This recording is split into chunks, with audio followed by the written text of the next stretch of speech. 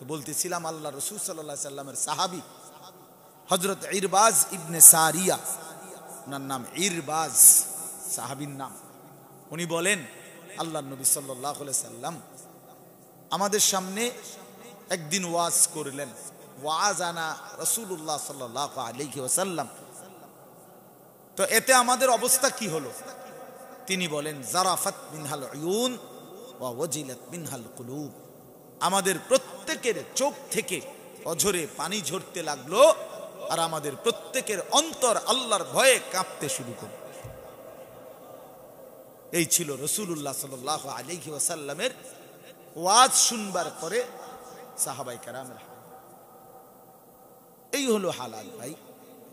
তাহলে এতটুকু যদি অনুভূতি না আসে, কিছুটা হলো যদি বিবেক না আসে, দিল না আসে, তো আল্লাহর কথা কি শুনব? কোরআন শরীফে আছে, আল্লাহ বলছেন আমার এই কোরআন এমন যে যখন এই কোরআন শুনবে তাকশাইরু মিনহু জুলুদুল্লাযীনা ইয়াখশাউনা রাব্বাহুম, যাদের দিলের মধ্যে আমি আল্লাহর ভয় আছে, আমার কোরআন শুনলে তাদের শরীরের চামড়ার উপরে যেই পশম সেগুলো দাঁড়ায় যায়। সুম্মা তালিনু জুলুদুহুম ওয়া কুলুবুহুম ইলা যিকরিল্লাহ। অতঃপর আল্লাহ বলেন আমার কোরআন শুনতে শুনতে তাদের পুরা দেহ এবং দিল আমি আল্লাহর জন্য বিনয়ে সেজদায় ঝুঁকে পড়ে, আল্লাহর স্মরণে ঝুঁকে পড়ে। এই হলো কোরআনের বৈশিষ্ট্য। এই জানোয়ার কার সন্তান? এ তো মানুষের বাচ্চা না, এ তো হাইওয়ান, এটা তো চতুষ্পদ জন্তু, এটা তো একটা জানোয়ার ছাড়া আর কিছু না। তার বাবা কোথায়, তার মা কোথায়, কে তারে দুধ খাওয়াইলো, কে তারে বড় করলো, কোন ঘরে সে বড় হইল, তার আল্লাহ কোথায়, তার আখিরাত কোথায়, তার পরকাল কোথায়, তার রাসূল কোথায়, তার জিন্দেগি কোথায়? বলে তার ভাব, তার জন্য কেউ তো ভাবলো না, কেউ কাঁদলো না। চোখের সামনে একটা ছেলে এভাবে নষ্ট হয়ে গেল, মুসলমানের বাচ্চা। বলেন এই জন্য বাবা, মূল এই কথাটা এই জন্যই বললাম। একটা ঘরে আপনি ভেবে দেখেন, 20 বছর এক ঘরে প্রতিদিন টেলিভিশন চলে, প্রতিদিন বউ বাচ্চা নাতি নাতনি নাচ গান নর্তকীর ছবি দেখে। এই ঘর কেমনে মুসলমানের ঘর হলো? এরা কি পরিমাণ হাইওয়ান!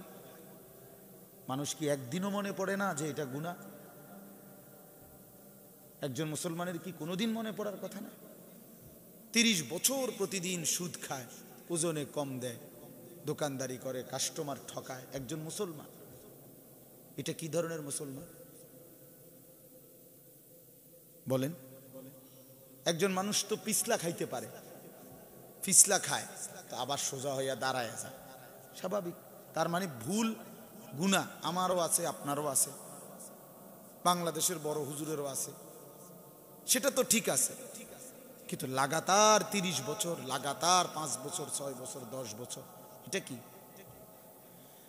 এ কেমন জিন্দেগি বাপ? এ কেমন জীবন যে কোনোদিন গুনাহ ছাড়লো না? প্রতিদিন মিথ্যা বলে মুসলমান।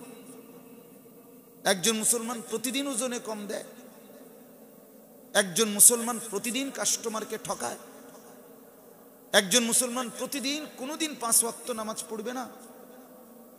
আস্তাগফিরুল্লাহ। ইনসাফ কি বলে? একটা মিনিট ভাবেন, আপনাদের বিবেক কি বলে?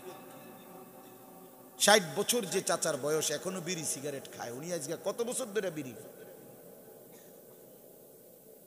60 বছর বয়স এখনো কথায় কথায় গালি দেয়, উনি আজকে কত বছর ধরে গালি দেয়?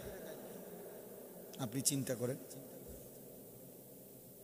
60-70 বছর বয়স এখনো চা দোকানে টেলিভিশন দেখে, উনি আজকে কত বছর ধরে এই নাফরমানি করতেছে?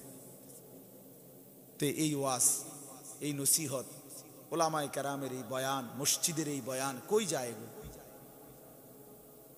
কার জন্য বলতেছে?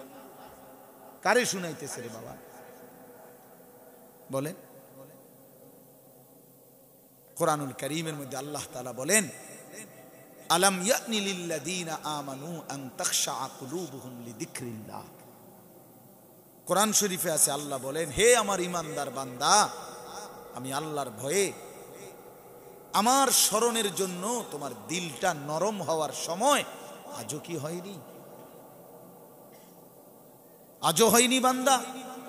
আলাম ইয়ানি, আল্লাহ তাআলা যেন ডাক দেয় ছেলেটাকে যে বাবা আজ একটা বছর কোনোদিন ফজরের নামাজ পড়লা না, হায় মুসলমানের সন্তান, আর কোনোদিন নামাজ পড়বা না?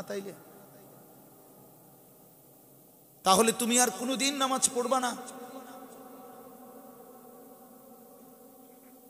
যে লোকটা আজকে 30 বছর ধরে সুদের ব্যবসা করে, সুদের ইনকাম করে, সুদের চাকরি করে, আল্লাহ যেন ডাক দিয়ে বলে, বান্দা তাইলে এটা আর কোনোদিন ছাড়বা না? তাইলে এই তোমার জীবন,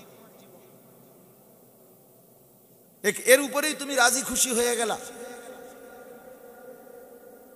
আমার বাপ, আমার ভাই, তাহলে আমার বলার উদ্দেশ্য হলো মনোযোগ চাই, আন্তরিকতা দরকার, একটু হলেও ইনসাফের সাথে নিজেকে নিয়ে ভাবা দরকার।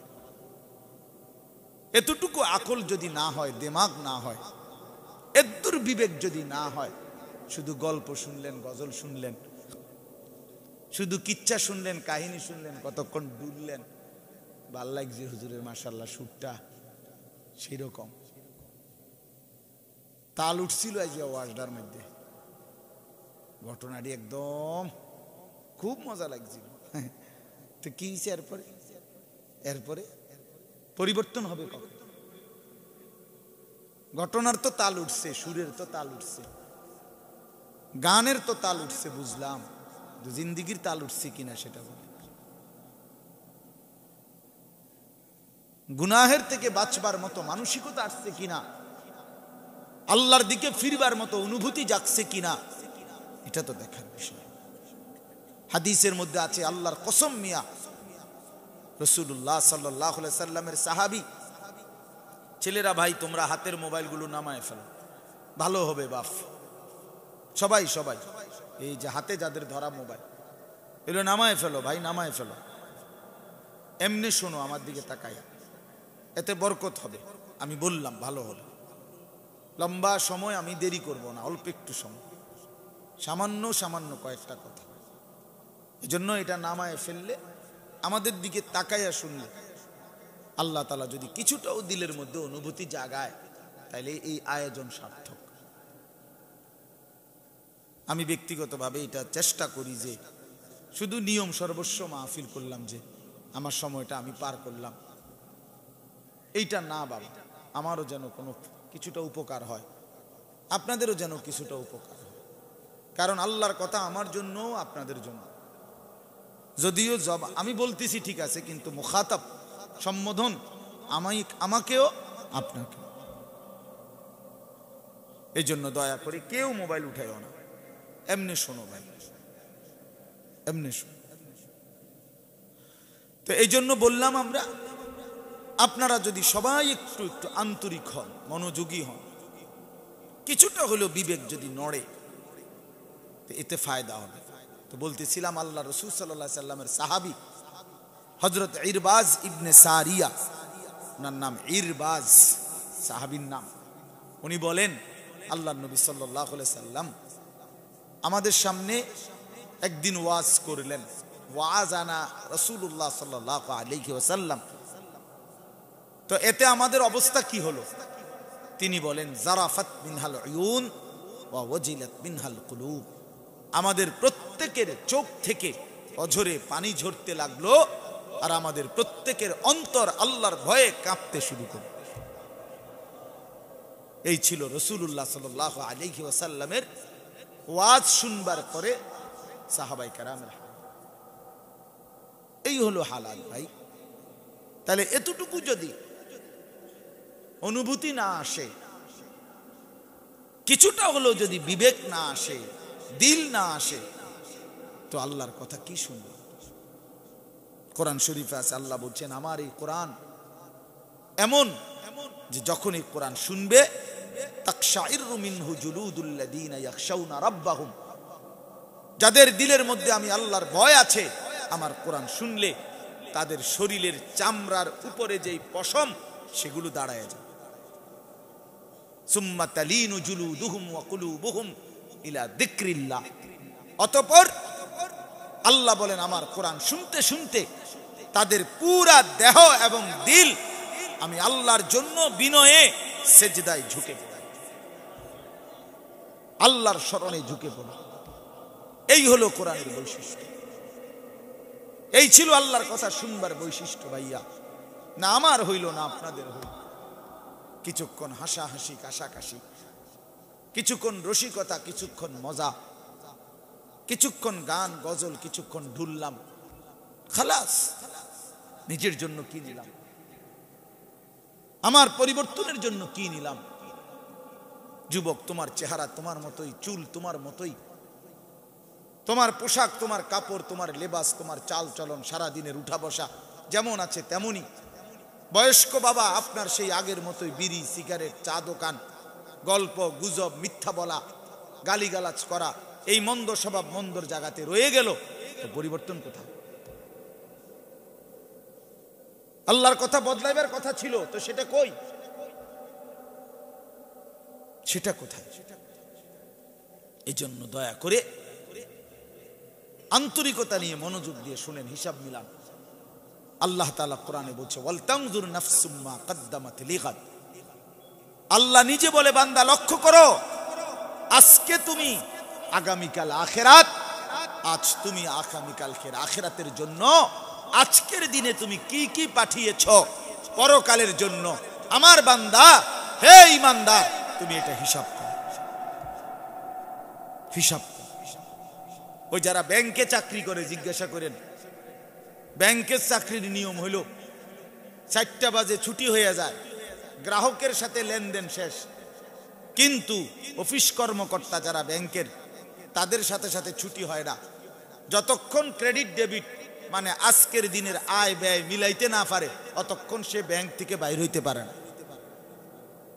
আয় ব্যয় মিলাইয়া এরপরে সে যাইতে হয়। কোনো কোনো সময় সন্ধ্যা হয়ে যায়, রাত 8টা হয়ে যায়, সে আয় ব্যয় মিলাইয়া, ক্যাশ মিলাইয়া তারপরে তার ছুটি।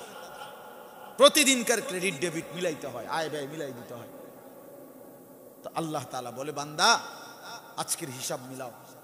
আজকে সারাদিনে মোট 5 ওয়াক্ত নামাজ গেছে, হিসাব দাও যে কয় ওয়াক্ত নামাজ পড়লা আর কয় ওয়াক্ত নামাজ পড়লাম।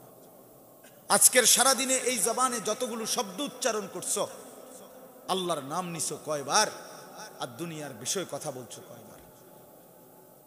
আল্লাহ তাআলা তোমার উপরে কোরআন নাজিল করছেন তোমার পড়ার জন্য, তোমার শেখার জন্য, তোমার তেলাওয়াতের জন্য। প্রতিটা মুসলমানের জন্য এই কোরআন দিছিলেন। তো আজকে হিসাব লাগাও, কোরআন শরীফের কোনো আয়াত, কোনো শব্দ, কোনো বাক্য আজকে পড়েছো কিনা? রাসূলুল্লাহ সাল্লাল্লাহু আলাইহি ওয়াসাল্লাম তোমার নবী, আল্লাহ তাআলা বলছে তার উপরে দুরূদ শরীফ পড়তে। আজকে তুমি সেই নবীর উপরে নিজের ভালোবাসায়, দুনিয়ার সামান্য কিছুর লোভে না, নিজের ভালোবাসায়, নিজের মনের তাগিদে আল্লাহ রসুলের উপরে দুরূদ পড়েছো কিনা? দাও, হিসাব দাও। লেনদেন যা করেছো, হালাল কোনটা হারাম কোনটা বলো, হিসাব করো। মদিনা শরীফ, আমি রাসূলুল্লাহ সাল্লাল্লাহু আলাইহি ওয়াসাল্লামের রওজা, মদিনার বিভিন্ন জায়গায় জায়গায়, বিল্ডিংয়ে, গাড়ির পিছনে, লিফটের মধ্যে, বিভিন্ন জায়গার মধ্যে একটা বাণী লেখা আছে, লেখা থাকে স্টিকারের মতো, যে আজকের দিনে হাল সাল্লাইতাল ইয়াউমা আলান নবী সাল্লাল্লাহু আলাইহি ওয়াসাল্লাম, এই কথাটা একটা প্রশ্নবোধক চিহ্ন দিয়া এই আরবি বাক্যটা বিভিন্ন জায়গায় একটা স্টিকারের মতো লাগানো থাকে। অর্থ হইল, ভাই আজকের দিনে কি আপনি রসুলের উপরে দুরূদ পড়েছেন? এটা মনে করায় দেয়। তো ওই লিফটে উঠতে সময় এটা দেখলে তো দুরূদ শরীফ পড়তে মনে হয়। গাড়ির পিছনে এটা লাগানো আছে, এটা দেখলে মনে হয়। বিভিন্ন জায়গায় এটা এই মদিনা শরীফে আছে, আমি অনেক দেখছি। তাইলে আল্লাহ তাআলা বলেন বান্দা আজকের হিসাব দাও, আগামীকাল আখিরাতের জন্য কি পাঠিয়েছো।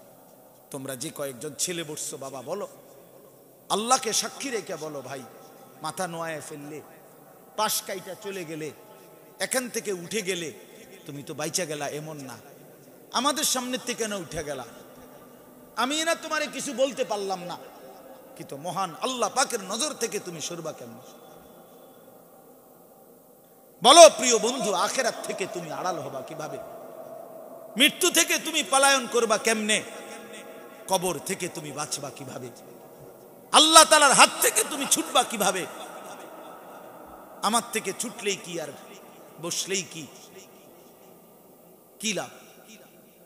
বলেন আজকে ছেলেরা, বলো ভাই, বলো বাবা, তোমরা কয়জন 5 ওয়াক্ত নামাজ পড়ছো? তোমাদের অসংখ্য ছেলের চেহারার দিকে তাকাইলে দেখাই যায় তোমাদের চেহারা, অনেক ছেলে আমি যদি বলি দাঁড় করাইতে পারো, বেনামাজির চেহারা, নামাজ পড়ো নাই, বেনামাজি অসভ্য, বেনামাজি নির্লজ্জ, বেনামাজি বেহায়া, বেনামাজি গাদ্দার, বেনামাজি শয়তান, বেনামাজি শয়তান, শয়তান, শয়তান, মনে রাখবি বেটা, বেনামাজি শয়তান। আল্লাহ তাআলা বলছে কোরআনে, ইবলিস তুই যেদিন আজকের থেকে সেজদা দিলি না, আজকের থেকে তুই শয়তান। এর আগে কোনোদিন ইবলিস শয়তান ছিল না। যেদিন সেজদা দেয় নাই সেদিন থেকে ইবলিসকে বলছে তুই শয়তান। আল্লাহ বলছে তুই সেজদা দিলি না, আজকের থেকে তুই রাজিম, অভিশপ্ত, রাজিম। আউযু বিল্লাহি মিনাশ শাইতানির রাজিম। ওয়া ইন্না আলাইকাল লা'নাতা ইলা ইয়াউমিদ্দিন। আল্লাহ বলে ইবলিস আজ সেজদা দিলি না বেঈমান, তো মনে রাখিস আজকের থেকে নিয়ে ইসরাফিলের ফু পর্যন্ত, কিয়ামত দিবস পর্যন্ত তোর উপরে আল্লাহর লানত, আমার লানত, লানত, লানত। এজন্য বেনামাজি তোর উপরে আল্লাহর লানত। সমস্ত বেনামাজিকে বললাম, পুরুষ কিংবা নারী, জওয়ান কিংবা মাঝ বয়সী, যে সেজদা দাও না তোমার উপরে খোদার গজব, আল্লাহর লানত। যদি বলো ভাত তো খাই, ঘুম তো যাই, পেশাব পায়খানা তো করি, বউ বাচ্চা তো আছে, জিফু তো হইছে, আল্লাহ তাআলা বলে ওই জন্তু জানোয়ারের দিকেও দেখো, এগুলো আমি ওই জন্তু জানোয়ারকেও দিছি। কি দেয় নাই?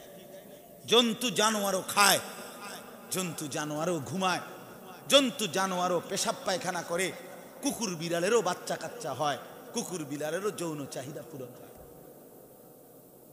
এটা আশ্চর্য কিছু না রে বাপ। কুলু ওয়া তামাত্তাউ কালিলান ইন্নাকুম মুজরিমুন। আল্লাহ বলছে নাফরমান, অল্প সময়ের জন্য দুনিয়ার জীবন খাও, পান করো, কোনো অসুবিধা নাই, ভোগ করো, শুধু মনে রেখো ইন্নাকুম মুজরিমুন, তুমি পাপী। যদি বলি আল্লাহ পাপী হলে কি কিরবেন আমনে, তো আল্লাহ এর পরের আয়াতে বলছে ওয়াইলুন ইয়াউমাইদিল লিল মুকাদ্দিবিন, সেদিন মিথ্যাবাদী নাফরমান তোর জন্য অপেক্ষা করছে জাহান্নাম। এখন বাদ খা। ওয়াদারনি ওয়াল মুকাদ্দিবিনা উলিন নি'মাতি ওয়া মাহিলহুম কালিলা ইন্না লাদাইনা আনকালাও ওয়া জাহিমা ওয়া তা'আমান যা গুসসাতিন ওয়া আযাবান আলীমা। আল্লাহ বলে অবিশ্বাসী নাফরমান বেঈমান পাপী তাদেরকে কিছু সময়ের জন্য দুনিয়া ভোগ করতে দাও, আর তাদেরকে বলে দিও ইন্না লাদাইনা, আমি আল্লাহর কাছে তাদের জন্য রেডি আছে আনকালাও ওয়া জাহিমা, আগুনের শিকল আর জাহান্নামের আগুন। আল্লাহ বলেন আইসো বান্দা, কবরে কথা হবে, আইসো বান্দা হাসরের মাঠে দেখা হবে, কথা হবে বান্দা জাহান্নামে, হাসরের ময়দানে। কবরেই বুঝবা আমি কি জিনিস, চোখ বন্ধ করলেই বুঝবা আমি মাওলা কেমন। তুমি তো শুধু মনে করছো আমি রহমান, তুমি তো শোনো নাই আমি কাহার, তুমি তো মনে করছো আমি রাহিম, তুমি তো শোনো নাই আমি জব্বার, তুমি তো মনে করছো আমি গফুর, তুমি তো জানো না আমি যুনতিকাম, আমি প্রতিশোধ গ্রহণকারী, আমি সারিউল হিসাব, আমি দ্রুত হিসাব গ্রহণকারী। আমি আল্লাহ কাহার, আমি আল্লাহ জব্বার। তুমি জানো না? আল্লাহ বলছেন আব্বি ইবাদি আন্নি আনাল গফুরুর রহিম ওয়া আন্না আযাবি হুয়াল আযাবুল আলীম। আল্লাহ বলে, বন্ধু আমার বান্দাদেরকে বলে দেন, হে আমার বান্দারা শুনে নাও, আমি আল্লাহ কিন্তু খুব বেশি ক্ষমাশীল, খুব বেশি দয়াবান। সাথে সাথে এটাও শুনে নাও, আন্না আযাবি হুয়াল আযাবুল আলীম, আমার আযাবও কিন্তু বড় বেশি ভয়ানক। দয়া যেমন আমার অনেক, শাস্তিও বান্দা অনেক। জান্নাত যেমন আমার সুখে ভরা, জাহান্নামও কিন্তু আমার দুঃখে ভরা। আল্লাহ বলেন, ইন্নাল মুত্তাকিনা ফি যিলালিন ওয়া উয়ুন, আমি আমার মুত্তাকি বান্দাকে জান্নাতের ছায়ার ঝর্ণার মধ্যেই থাকতে দেব। ওয়া ফাওয়াকিহা মিম্মা ইয়াশতাহুন, তার চাহিদা মতো ফল ফলাদি বক্ষণ করাবো। কুলু ওয়াশরাবু হানিআম বিমা কুনতুম তা'মালুন। আল্লাহ বলেন, আমি জান্নাতি বান্দাকে বলবো, বান্দা সারা জিন্দেগি যত নেক আমল করেছো, সবগুলো নেক আমলের বিনিময়ে আমার পুরা জান্নাত নিশ্চিন্তে আরামসে ভোগ করো। লা ইউফাত্তারু মানে বিরতি হবে না, ওহুম ফীহি মুবলিসুন, আর কোনদিন বিষণ্ণ মুখ ছাড়া খুশি মুখ আর হবে না। তাহলে মালিক কিন্তু দুইটাই বলছে, ইন্না আতাদনা লিল কাফিরিনা সালাসিলা ওয়া আগলালান ওয়া সাঈরা। আল্লাহ বলে, বেঈমানদের জন্য আমি রেডি রেখেছি শিকল আগুনের। কয় হাত? কোরআনে আছে ৭০ জিরাআন, ৭০ হাত লম্বা আগুনের শিকল। ওয়া আগলালান, নাফরমানকে আমি বেরির মতো বাঁধ দেব। এই যে বন্ধু, এইভাবে আল্লাহর কসম, হাদিস কোরআনে আছে, প্রতিটা নাফরমানকে হাসরের ময়দানে আল্লাহ তার ঘাড়ের সাথে দুই হাতকে এইভাবে বাঁধ দিয়া, থুতনির নিচে দুই হাতের এইটা দিয়া এইভাবে উঁচা করে বাঁধ দেওয়া হবে ফেরেশতাকে দিয়ে। আর কোনদিন নাফরমান চোখটাও নিচের দিকে নামাইতে পারবে না। ইন্না জালনা ফি আনাকিহিম আগলালান ফাহিয়া ইলাল আযকানি ফাহুম মুকমাহুন। সূরা ইয়াসিনের মধ্যে আছে, বইটা দেখো বাপ। হ্যাঁ, বিড়ি খাইতে খাইতে জিন্দেগি শেষ করে দে, গপ মারে, গপ মারে। হেবাডা চা দোয়ানে বিড়ি খায় আর কয় আশেকে রসুল। হেবাডা আমনে আশেকে রসুল? হ্যাঁ, আলাপ করেন, আলাপ করেন আমনে চাচা না, গপ মারেন। এটা দুনিয়া মনে করছেন? হ্যাঁ, দুনিয়া বাহাদুরি দেখাইলেন, এলাকার মাতবুরি দেখাইলেন, দুই চারজন ফুলানের মাতবুরি দেখাইলেন। আখেরাত আপনি খামখেয়ালি মনে করছেন? বিড়ি সিগারেটের দুর্গন্ধ নিয়া নিজেকে নবী প্রেমিক দাবি করেন, এর চাইতে বড় জুলুম আর কি হইতে পারে? ছি ছি ছি ছি। দুর্গন্ধ কোনো মানুষের প্রিয় হইতে পারে না, কোনো মানুষের কাছে পেশাব প্রিয় হইতে পারে না, পায়খানার গন্ধ কোনো মানুষের কাছে পছন্দ হইতে পারে না, যদি সে সুস্থ হয়, স্বাভাবিক মানুষ হয়। তাহলে বিড়ি সিগারেটও তো দুর্গন্ধ, তাহলে দুর্গন্ধ কোনো মানুষের প্রিয় হইতে পারে না কোনোদিনও না। আমি এটা ইনসাফের সাথে ভাইবা দেখেন, দুর্গন্ধ যদি একটা মানুষের পছন্দ হয়, তার জীবনের অংশ হয়, সে স্বাভাবিক মানুষ কিভাবে? বলেন। আল্লাহ আমাদেরকে বুঝ দান করেন। এই জন্য বাপ আমি অনুরোধ করছি, আমি যে 3টা আয়াত পড়ছি এবার তর্জমা শুনেন, তাইলেই কথা শেষ। আপনাদের কাছে শুধু এই কথাটাই মনে করাই দিছি, আপনারা আল্লাহর কথা মনোযোগ দিয়ে শুনেন, পড়েন, উলামায়ে কেরামের নসিহত শুনেন। ছেলেরা, বাপ তোমাদেরকেও বলি, ভাই নষ্ট হইও না, বাপ নষ্ট হইও না। মনে রাখো বন্ধু, চোখ বন্ধ করে একবার ভাইবো, ঘুরে ফিরে তুমি একাই, তোমার সুখে তুমি তোমার দুঃখে তুমি। দুনিয়াতেও আমরা একাই, এই বন্ধু বান্ধব এগুলো কিছুই নাই। কারো যদি পাও ভাঙ্গে তো সে তার পাই ভাঙ্গে, কারো যদি পেটে ব্যথা হয় তো তোমার পেটেই ব্যথা, আর বন্ধুদের পেটে ব্যথা নাই। তোমার পাওটা যদি ভাঙ্গে তো তোমারই পাও ভাঙলো, বন্ধুদের কিছু হয় নাই। অর্থাৎ তুমি আমি শুধু একাই, দুনিয়া আমাদের একাই, কবর একাই, হাসরের মাঠ একাই। আমাকে একাই মুখোমুখি হইতে হবে। এই স্বজন, এই বন্ধুরা, আল্লাহর কসম কেউ থাকবে না, কেউ না। আল্লাহ তাআলা কোরআনুল কারীমের মধ্যে বলছে কেউ কাউকে ফালা আনসাবা লাহুম, হাসরের ময়দানে কেউ কাউকে আত্মীয়তার, বংশের, সম্পর্কের কোনো পরিচয় দিবে না, কোনো পরিচয়, কোনো পরিচয়। এই জন্য আমরা যদি কদর করি নিজেকে, হায়াতের কদর করি, নিজের ভালো যদি নিজে না বুঝি, এত্তর বিবেক যদি কারো না থাকে, তারে কে বুঝাবে মিয়া? কে বুঝাবে বলেন? এতটুকু বিবেক তো একটা ছেলের থাকা উচিত। মা বাপগুলো এতটাই আশ্চর্য এখন, বিশ্বাস করেন আপনারা, আপনার ছেলেটা চলা ফেরা, উঠা বসা, চাল চলন, কিছুর মধ্যে তার ইসলামের কোনো চিহ্ন নাই। এত বড় ধ্বংস বরবাদি দেখা একটা মা ঘুমায় কেমন, একটা বাবা ঘুমায় কেমন? আজকে আফসোস লাগে আমার, মুসলমান শুধু কেবল, অভিভাবক শুধু কেবল খাট পালঙের হিসাব মিলাইতেছে। খাট হইল কয়টা, সোফা হইল কয়টা, প্লেট বাটি কয়টা হইল, গহনা অলংকার, মহিলারা ফার্নিচার, আসবাবপত্র, এই মিলাইতেছে সবাই। ছেলে বিদেশ, মেয়ে বিয়া দিছে, বাইক বিল্ডিং করছে, খাট বানাইছে, সোফা বানাইছে। আরে মিয়া, এগুলো শুনাইয়া কি লাভ? এগুলো দেখাইয়া কি লাভ? ছেলেটা নামাজ পড়েনি সেটা না কইবেন, মেয়েটা নামাজ পড়েনি, ফুতের বউ পর্দা করেনি, মেয়েটা পর্দা করেনি, ঘরের ছেলে মেয়েগুলো আল্লাহর কোরআন পড়তে পারে কিনা, সকলে ফজরের নামাজ পড়ে কিনা। আহা বাবা, এটা না দেখার বিষয় ছিল মুসলমানের?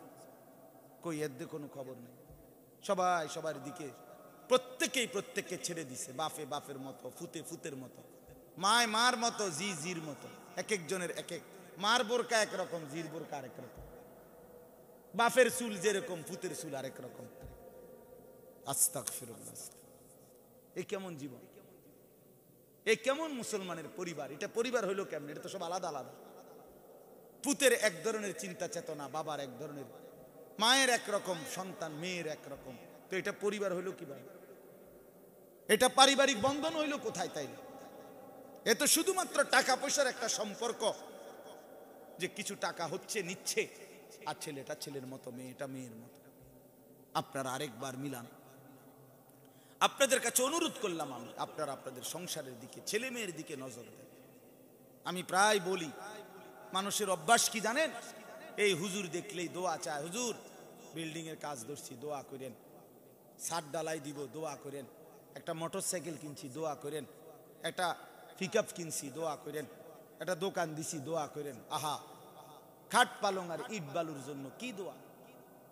এটা দেখে দোয়া কিতা?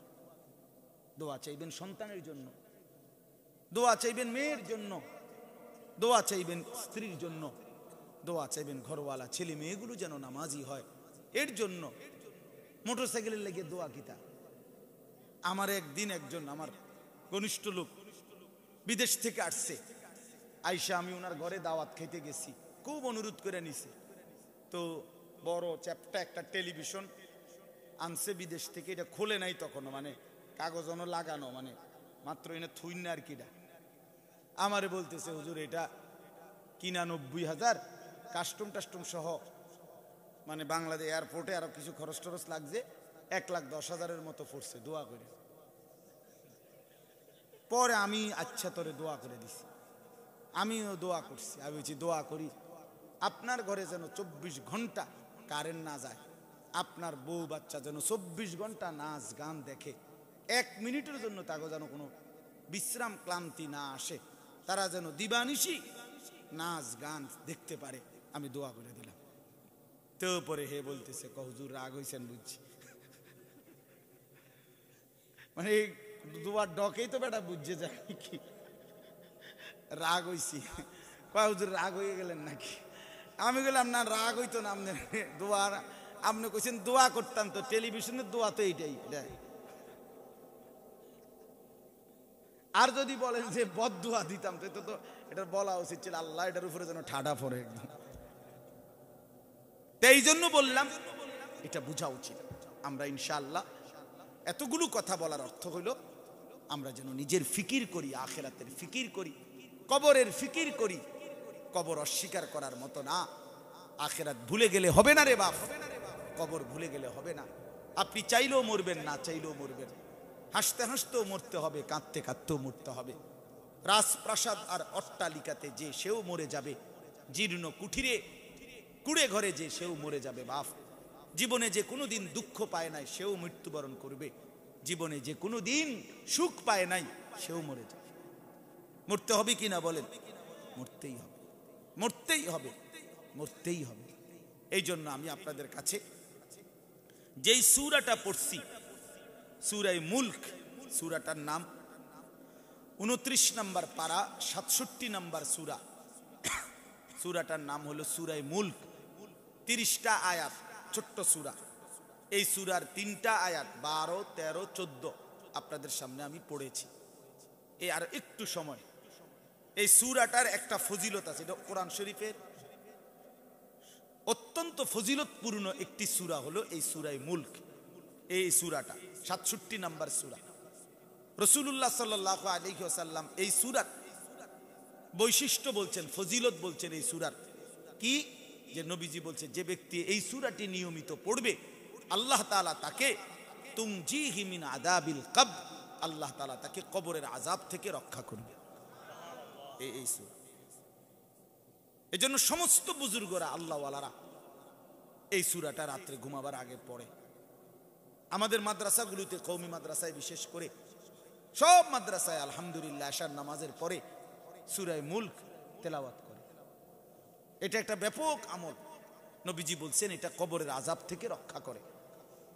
আল্লাহ নবী সাল্লাল্লাহু আলাইহি সাল্লাম হাদিসে আছে, তাফসীরে আছে, নবীজি বলছেন কোরআন শরীফের 30 আয়াত বিশিষ্ট এই সূরাটা, সূরা মুলক, লাওয়াদিতু, আমি নবীর খুব তামান্না, নবীজি বলছেন যে আমার খুব দিলের আশা আমার উম্মতের প্রতিটা মুমিনের কলবে এই সূরাটা মুখস্থ থাকুক, তেলাওয়াত করুক। প্রতিটা মুমিন আমার প্রতিটা উম্মত যেন এই সূরাটা পারে, পড়ে, শিখে। নবী বলেন এটা লাওয়াদিতু, এটা আমার খুব হৃদয়ের আশা। আল্লাহ নবী খুব চাইছেন উম্মত যেন এই সূরাটা পারে, পড়ে। কোন সূরা? সূরা মুলক। এজন্য চেষ্টা করে দেখেন এই সূরাটা পড়তে পারেন কিনা। কবরের আযাব থেকে আল্লাহ রক্ষা করবে। আমার বাপ রাসূলুল্লাহ সাল্লাল্লাহু আলাইহি ওয়াসাল্লামের অসংখ্য হাদিসে আল্লাহ নবী সাল্লাল্লাহু আলাইহি ওয়াসাল্লাম কবরের আযাবের কথা বলছেন, কবরের আযাবের কথা বলছেন।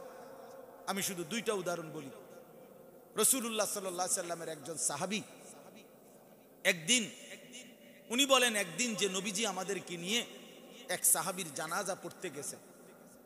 জানাজার কাছে গিয়া কবরের পাশে দাঁড়ায়া আল্লাহ নবী সাল্লাল্লাহু আলাইহি ওয়াসাল্লাম কবরের দিকে তাকায়া, সাহাবী বলেন অঝরে তিনি অনেকক্ষণ কাঁদলেন। আর নবীজির কান্না দেখা আমরা সঙ্গী সাহাবীরাও খুব কাঁদলাম। কাঁদার শেষে নবীজি বললেন চোখের পানি মুছে, ইয়া ইখওয়ানি লিমিসলি হাদা ফাআইদ্দু, এই কথাটা নবী বললেন।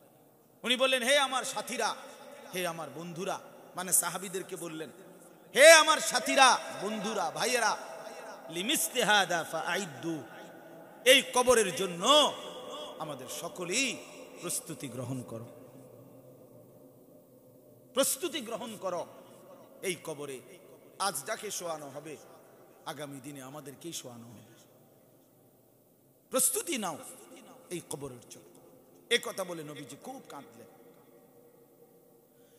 আরেকটা হাদিস, আল্লাহ নবী সাল্লাল্লাহু আলাইহি সাল্লামের সাহাবী হযরত বারা ইবনে আযিব রাদিয়াল্লাহু তাআলা আনহু বলেন এই ঠিক এরকম আমরা নবীজির এক সাহাবীর জানাজা পড়তে একদিন নবীজির সাথে রওনা দিলাম।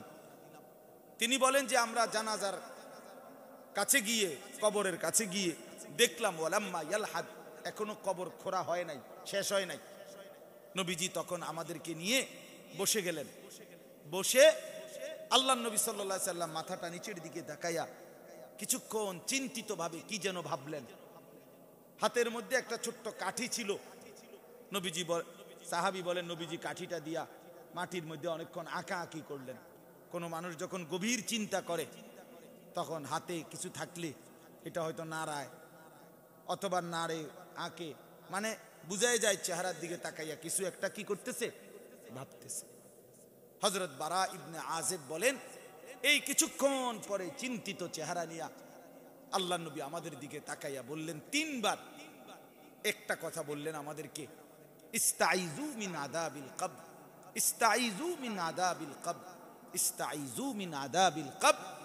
আমার সাহাবীরা কবরের আযাব থেকে আল্লাহর কাছে পানাহ চাও, কবরের আযাব থেকে আল্লাহর কাছে পানাহ চাও, কবরের আযাব থেকে আল্লাহর কাছে পানাহ চাও। এভাবে 3 বার বললেন নবীজি, 3 বার। তাইলে আমার বাপ বলেন রাসূলুল্লাহ সাল্লাল্লাহু আলাইহি সাল্লামের এই 2 হাদিস দ্বারা কি বোঝা গেল? কবরে আযাব হবে। কথা বলেন না কেন হবে? আমাদের প্রিয় নবী সাল্লাল্লাহু আলাইহি সাল্লাম হাদিসের মধ্যে আছে 5 ওয়াক্ত নামাজের পরে নবীজি বিশেষ কিছু দোয়া নিয়মিত করতেন। কিছু দোয়া ছিল নবীজি সবসময় পড়তেন। এর মধ্যে একটা দোয়া হলো এটা যে আল্লাহর নবী সাল্লাল্লাহু আলাইহি সাল্লাম 5 ওয়াক্ত নামাজের পরে নবীজি যে দোয়া করতেন একটা এটাও দোয়া, আল্লাহুম্মা ইন্নী আউযু বিকা মিন আযাবি জাহান্নাম ওয়া মিন আযাবিল কবর ওয়া মিন ফিতনাতিল কবর ওয়া মিন ফিতনাতিল মাসীহিদ দাজ্জাল ওয়া মিন ফিতনাতিল মাহইয়া ওয়াল মামাত। এই দোয়াটা নবীজি নিয়মিত পড়তেন। অর্থ কি?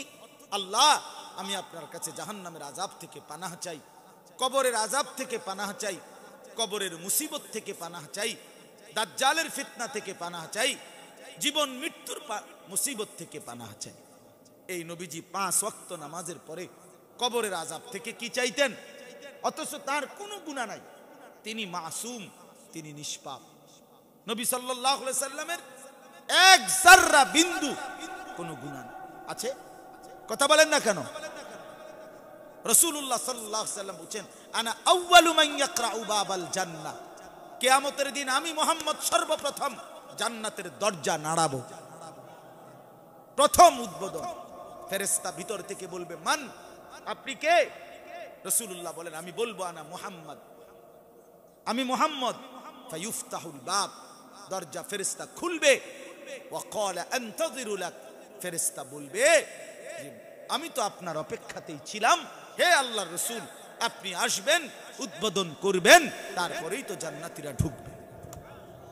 তাহলে যিনি প্রথম জান্নাতের উদ্বোধন করবেন, আল্লাহ তাআলা হাসরের ময়দানে নবীজিকে হাউজে কাউসারের মতো মর্যাদা দান করবেন, সুপারিশের মতো মর্যাদা দান করবেন। আল্লাহর প্রশংসার পতাকা হাদিসে আছে নবীজির হাতে থাকবে। 1.25 লক্ষ নবী আল্লাহর রাসূলের পতাকার নিচে এসে দাঁড়াবে। সমস্ত নবীর উম্মত সুপারিশের জন্য নবীজির সামনে আইসা দাঁড়াবে। এত মর্যাদা, এত সম্মান যাকে আল্লাহ দিলেন, সেই তিনি 5 ওয়াক্ত নামাজের পরে কাঁদে যে আল্লাহ আমার কবরের আযাব থেকে মাফ করে দেন, পানাহ দেন। আপনাদের কি হালাত, আমাদের কি হালাত বলে? এই জন্য আমি অনুরোধ করলাম এই এই সূরার দ্বারা আল্লাহ তাআলা নবীজি এটা বুঝাইছেন উম্মত কবরের আযাব থেকে পানাহ চাও।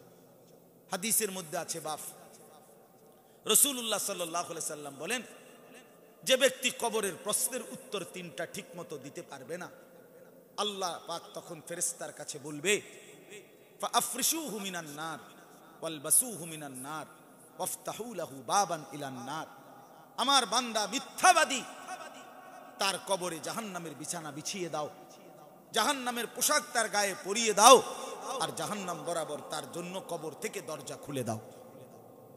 ফেরেশতারা এটা করে যখন চলে যাবে, জাহান্নামের পোশাক, জাহান্নামের বিছানা, জাহান্নামের দরজা, আল্লাহর কসম নবীজি বলে ফেরেশতারা যখন সরে যাবে নাফরমানের কবরে, তখন প্রথম মিনিটে কবরের মাটি একটা চাপ দিবে, ডান পাশের মাটি বাম দিকে চলে যাবে, বাম দিকের মাটি ডান দিকে চলে আসবে। রাসূল বলে হাত্তা তাখতালিফা আদলাউহু, ওই নাফরমান পাপীর হাড্ডি, পাজরের হাড্ডিগুলো একটা আরেকটার সাথে এইভাবে ঢুকে যাবে, ভাঙ্গা চুরা। হাসো না দোস্ত, হায় আহম্ম, হায় অপদার্থ।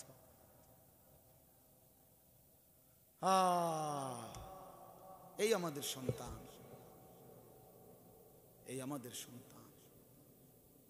কি ভুলে গেছে তাও ভুলে গেছে, কি মনে নাই তাও মনে নাই, কি মনে নাই তাও মনে নাই। আসলো কোত্থেকে, কে পাঠাইলো, কেন আসলো, কে তার আল্লাহ, কে তার রসুল, কি তার ধর্ম, কি তার কিতাব, কিছুই মনে নাই। এই আমাদের হাজার হাজার ছেলের হালাত, প্রতি অধিকাংশ ছেলেদের এই অবস্থা। একটা মোবাইল, একটা মোটরসাইকেল, একজন নারীর সাথে সম্পর্ক, কিছু বন্ধুদের আড্ডা, অথবা মদ জুয়ার আসক্তি, খালাস। অসংখ্য ছেলে, বাবারা জানেন না, আপনারা তো জানেন না, বয়স্ক লোকরা তো জানেও না, প্রতিদিন এই বাংলাদেশে এই মুহূর্তে লক্ষ লক্ষ ছেলে, কিশোর, তরুণ, যুবক এই বড় মোবাইল দিয়া প্রতি রাতে, প্রতিদিনে লক্ষ লক্ষ কোটি কোটি টাকা অনলাইনে জুয়া খেলে। প্রতিদিন প্রতিদিন জুয়া খেলে, জুয়া। 14 বছরের ছেলে, 16 বছরের ছেলে, 12 বছরের ছেলে জুয়ায় আসক্ত, নারীতে আসক্ত, নেশায় আসক্ত। মা বাবার হদিসও নাই। বাপ বেড়াতে বেড়া শুধু খাট বানায়, সোফা বানায়, ওই বেটা শুধু ঘাম ঝরাইতেছে, টাকা কামাইতেছে, আর অসৎ সন্তান সারা রাত উলঙ্গ ছবি দেখতেছে আর জুয়া খেলতেছে। জানেন, অনলাইন জুয়া এমনি স্বাভাবিক জুয়ার চাইতে বর্তমানে জঘন্য। আর এই কিছুদিন আগে এক ছেলে আমার কাছে উত্তরবঙ্গ থেকে আসছে, আমার সাথে দেখা করতে। কোথায় উত্তরবঙ্গ, কোথায়? কুমিল্লা ক্যান্টনমেন্ট। আইসা আমার জড়ায় ধরে কানতেছে যে হুজুর, আমার বাবার ফার্নিচারের দোকানের 2.5 লাখ টাকা আমি চুরি করে নিয়ে জুয়া খেলার মধ্যে, অনলাইনে জুয়া খেলছে। কাজে 2.5 লক্ষ টাকা হুজুর শেষ হয়ে গেছে। এখন বাবাও ফকির, আমিও ফকির। বাবার ব্যবসার টাকাটাই চুরি করে ফেলছে সে, বেচারা। বাবাও ফকির, এখন কাজে বাবাও কাঁদে, এখন আমারও কিছু নাই, আমি কি করব, বাবাও বা কি করবে।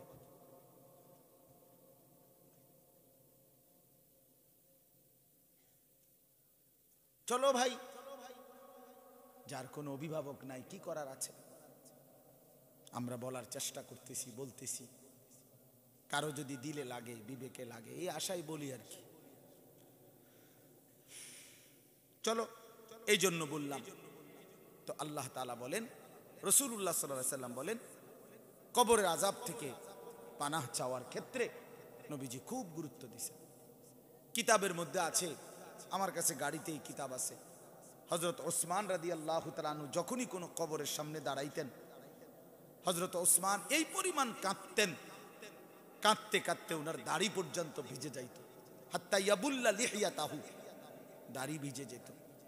তো হযরত ওসমানকে জিজ্ঞেস করতো অন্যরা, হযরত, যে হে আমিরুল মুমিনিন ওসমান, আপনি জান্নাত জাহান্নামের ভয়ে তো এত কাঁদেন না, কবর দেখলে এত কাঁদেন কেন? উনি বলতেন, ইন্নাল কবরা আউয়ালু মানাজিলিল আখিরাহ, কবর হলো আখিরাতের প্রথম ঘাঁটি। ফা ইন নাজা মিনহু ফামা বা'দাহু আইসারু মিনহু, যদি কবরে কেউ বেঁচে যায় তো পরের সবগুলো ঘাঁটি তার জন্য সহজ। ওয়া ইন লাম ইয়ানজু মিনহু ফামা বা'দাহু আশাদ্দু মিনহু, যদি কবরের ঘাঁটিতে কেউ ফেল মারে, পাশ না করে, তো পরবর্তী সব ঘাঁটি তার জন্য কঠিন থেকে কঠিন, কঠিন থেকে কঠিন। এবং তিনি বলেন যে আমি নিজ কানে শুনছি, নবীজি বলছে, হযরত ওসমান বলেন যে আমি আল্লাহ রাসূলকে বলতে শুনেছি, মা রাআইতু মানজারান কাত্তু ইল্লা ওয়াল কবরু আফজাউ মিনহু। আল্লাহ রাসূল বলছে, উম্মত, আমি যত আযাবের দৃশ্য দেখছি, তার মধ্যে কবরের আযাবের চাইতে ভয়ানক কোন আযাব আমি রাসূল 2 চোখে আর কিছু দেখি নাই। কবরের চাইতে ভয়ানক আযাব আমি আর দেখি নাই। এই জন্য ইনশাআল্লাহ প্রত্যেকেই চেষ্টা করি, আল্লাহ তাআলা আমাদের প্রত্যেককে গুনাহ থেকে বেঁচে থেকে কবরের আযাব থেকে মাফ করে দেন। এবার শুধু তরজমা শুনেন আয়াতের। আল্লাহ তাআলা বলেন, ইন্নাল্লাযীনা ইয়াখশাউনা রাব্বাহুম বিল গায়বি, আমি আল্লাহকে না দেখে, আমার আখিরাতের বিষয়গুলো না দেখে, আমার বান্দা আমাকে দেখে নাই, কবর দেখে নাই, হাসরের ময়দান দেখে নাই, জান্নাত জাহান্নাম দেখে নাই, মিজানের পাল্লা দেখে নাই, ফুলসেরাত দেখে নাই। এই সবগুলো বিষয়কে না দেখে বিশ্বাস করে যারা আমি আল্লাহকে ভয় করে গুনাহ বর্জন করে আমার হুকুম মান্য করে, আমি আল্লাহ ওয়াদা দিলাম লাহুম মাগফিরাতুম ওয়া আজরুন কাবীর, আমি আল্লাহ তাদের পিছনের সমস্ত গুনাহ মাফ করে দেব, আর আমার সবচেয়ে বড় পুরস্কার জান্নাত দিয়ে দেব, জান্নাত দিয়ে দেব, আজরে কবীর দিয়ে দেব। এই জন্য বন্ধু আল্লাহ তাআলা বলছেন, বান্দা আমার গায়ব অদৃশ্য না দেখেই বিশ্বাস করো। আমি এত রসুল পাঠালাম, আমি এত কিতাব পাঠাইলাম, সর্বশেষ আখিরি নবী পাঠালাম, আখিরি কিতাব পাঠালাম, এতভাবে বললাম, কাজে তুমি বিশ্বাস করো যে কবর হবে, আখিরাত হবে, পরকাল হবে। হবে কিনা বলেন? সবাই বলেন, যে কয়েকজন আছেন বলেন হবে কিনা? যুবক ভাই তোমরা বলো হবে কিনা বলো। আরে বন্ধু, কত মানুষের মৃত্যু দেখলা, তুমি কি কারো জানাজা পড়ো নাই? তুমি কারো লাশ দেখো নাই? তো তুমি কি একটা বারো ভাবলা না যে এই মানুষটা কই যায়? এই জলজ্জান্ত লোকটা আমার সামনে, আমার বাড়ির, আমার এলাকার, হাঁটতো, চলতো, ঘুরতো, ফিরতো, কথা বলতো, চোখ মেলতো, হাত নাড়াইতো, আজকে সে এমন স্তব্ধ হয়ে গেল কেন? আর নড়ে না, চড়ে না। এই লোকটা কোথায় যায়? এই লোকটা কোথায় যায়? তাকে কে টেনে নিয়ে গেল? সে তো মরতে চায় নাই, তার পরিবারের কেউ তো তার মৃত্যু চায় নাই। চাইলে এই মানুষগুলো কাঁদে কেন? কথা বলেন না। সে নিজেও মৃত্যু চায় নাই, তার পরিবারের কেউ তো মৃত্যু চায় নাই, তাহলে তারে কে নিয়ে যাচ্ছে? কে তারে নিয়ে গেল? হযরত ওমর রাদিয়াল্লাহু তাআলা আনহু বলতেন, শোনো, প্রতিদিন ঘোষণা হয় আজ অমুক মরলো, অমুক মরলো, অমুক মরলো। শোনো, একদিন এমন ঘোষণা হবে আজ ওমরের মৃত্যু হলো। আজকে আমরা যদি কবরবাসীদের রুহের মাগফিরাত কামনা করি, আগামী 20 বছর পরে, 30 বছর পরে, আগামী 50 বছরের ব্যবধানে আমাদের রুহের মাগফিরাত কামনা করবে আমাদের পরবর্তী। এই তো জীবন, এই তো জীবন। দুনিয়া আমার দাদারে, বাবারে, চাচারে, আমার দাদিরে, নানিরে, মামিরে কেউরে থাকতে দেয় নাই ছেলেরা, তোমারে থাকতে দিবে কেমনে? তোমারে কেমনে থাকতে দিবে? অতএব গুনাহ ছেড়ে দাও। আল্লাহ বলেন, গুনাহ ছেড়ে দিয়ে আখিরাতকে বিশ্বাস করে বান্দা যদি আমাকে ভয় করে, আমি ওরে মাফ করে দেব, আমি জান্নাত দিয়ে দেব। আল্লাহ তাআলা বলেন, কোনোভাবে গুনাহ কইরো না বান্দা, আমার লগে ফাঁকি দিয়া পারতা না। এখানে একটা দ্বিতীয় আয়াতটা হলো মক্কার কাফেররা, এই তাহলে এটা বুঝবেন সুবিধা। মক্কার কাফেররা মাঝে মধ্যে রাসূলুল্লাহ সাল্লাল্লাহু আলাইহি সাল্লামের বিরুদ্ধে বিভিন্ন ষড়যন্ত্র করত। তো করতে গিয়া আস্তে আস্তে কইতো কথা, বুঝছেন? তো কইতে গিয়ে একজন আরেকজনরে বলতো যে আস্তে কও, আস্তে, আসিররু, আস্তে বলো, কাইলা ইয়াসমা রাব্বা মুহাম্মদ, যে মুহাম্মদের খোদা যেন শুনতে না পায়। তাইলে কিন্তু মুহাম্মদের উপরে কোরআন নাজিল করবে, জিব্রাইল পাঠাইয়া কইয়া দিব। আবার হ্যাঁ, আবার এটা বুঝতো যে নবীজির কাছে তো প্রতিনিয়ত কে আসে, তো আল্লাহ তাআলা তো সব কইয়া দেয় যে বন্ধু আমনের এই কইছে, সেই কইছে, আমনের লগেই সংবম করতে আছে। তো এরাই আস্তে আস্তে বলতো, তা মাঝে মাঝে বলতো আস্তে আস্তে কও, কাই লা ইয়াস, তাফসীর আছে এটা, কাই লা ইয়াসমা রাব্বা মুহাম্মদ, মুহাম্মদের রব যেন শুনতে না পায়, তাহলে তো জিব্রাইল পাঠাইয়া বলে দিবে, বলে দিবে। আল্লাহ তাআলা তখন বলতেছেন, এই আমাদেরকেও বলছে, ছেলেরা তোমাদেরকেও আল্লাহ বলছে, আমাকেও বলছে। আমরা অনেক সময় ভাবি রাত গভীরে 2টা বাজে, মা ঘুমায় গেছে, বাবা ঘুমায় গেছে, দুনিয়াবাসী ঘুমায় গেছে, কেউ জানে না, কেউ দেখে না। আল্লাহ বলে, না বান্দা, আমি তো আছি, আমি তো আছি বান্দা, আমি তো দেখি, আমি তো শুনি বান্দা। অনেকে আমরা ইয়ারফোন লাগাইয়া, তো আমি মনে করি কথা বললাম, দুনিয়ার কেউ শুনলো না। রব্বুল আলামিন বলে, এর চাইতে আস্তে কথাটাও আমি শুনি। আল্লাহ তাআলা বলে, বান্দা ওয়া আসিররু কাওলাকুম ওয়া আবিজহারু বিহি, আস্তে বলো আর জোরে বলো, ইন্নাহু আলিমুম বিযাতিস সুদূর, শুধু আস্তে জোরে না, বরং তোমার অন্তরের ভিতরের যেই কথাগুলো জল্পনা কল্পনা, আল্লাহ বলে বান্দা আমি তাও পুরাপুরি জানি। কোনখান দিয়ে লুকাইবা? অন্তরে লুকাইবা না আস্তে বলে লুকাইবা? পারবা না তো বান্দা। ওয়া আসিররু কাওলাকুম আবিজহারু বিহি ইন্নাহু আলিমুম বিদাতিস সুদূর। এরপরে রব্বুল আলামিন সর্বশেষ বলেন, আলা ইয়ালামু মান খালাক। আল্লাহ বলে, বান্দা একটা বার ভেবে দেখো, যিনি সৃষ্টি করেছেন তিনি জানবে না, এটা কেমনে মনে করলা? আলা ইয়ালামু মান খালাকা, যিনি বানালেন তিনি বুঝি জানবে না, এটা কেমনে মনে করলা বান্দা? কেমনে ভাবলা আল্লাহ কেমনে না জানে? আল্লাহ বলেন, আমি তো বানাইছি। ওয়া হুয়াল লাতীফুল খাবীর। আল্লাহ বলেন, তিনি তো সূক্ষ্ম থেকে সূক্ষ্ম, একেবারে বিন্দু থেকে বিন্দু, জাররা থেকে জাররা বিষয়টাও জানেন। খাবীর, সব কিছুর পূর্ণ খবর তিনি রাখেন। রাখেন কিনা বলেন? তাহলে আল্লাহকে ফাঁকি দেওয়ার সুযোগ কখন? ওরে ভাই বলেন, শেষ কথাটা বলেন, আল্লাহকে ফাঁকি দেওয়ার সুযোগ কখন যুবক? হাই যুবক, কেমনে ফাঁকি দিও? আলাম ইয়ালাম বিআন্নাল্লাহা ইয়ারা। আল্লাহ বলে, বান্দা তুমি কি জানো আমি কিন্তু সারাক্ষণ তোমাকে দেখি। প্রত্যেকেই নিজের ফিকির করেন, নিজের ভালো বুঝেন। ছেলেরা তোমাদেরকেও বললাম, দমক দিলেও মনে রাখো তোমার কল্যাণ চাইলাম। এই শক্ত বলার অর্থ এই না যে তোমার সাথে আমার কোনো দ্বন্দ্ব, এখানে কারোর সাথে আমার কোনো ঝগড়া ছিল ভাই না, তোমার পরিবর্তন চাইছি, পরিবর্তন চাইছি। একটা বার ভাইবা দেখো, কার মতো চুল রাখলা, কার মতো জামা পড়লা, কার মতো সারাটা দিন কাটাইলা।